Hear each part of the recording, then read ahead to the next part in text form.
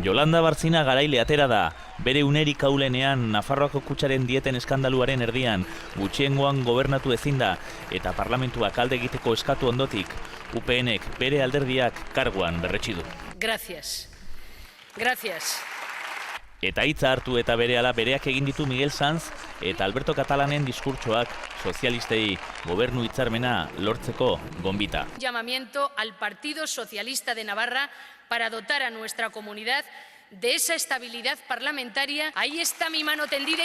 Roberto Jiménez gobernutik bota zuen esku berdina, politikoki zein personalki ezin ulertua jasangaitz bilakatuta. Gaur Nafarroako kutxaren afera zirkunstantzia da, egoera, arrisku benetakoa handiagoa baita.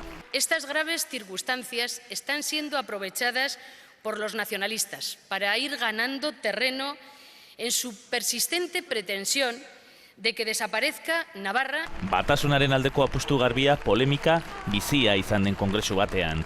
Ia inpugnatzera iritsi dira, zenbaketan akreditatutako afiliatuak baino 132 boto gehiago eman baitira. Horregatik eta garaipena oso estua izan baita. Alberto, que quiero seguir contando contigo en la dirección. Este partido.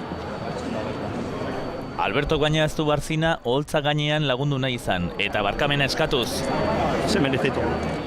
Kongresutik alde egin du. Perdonad.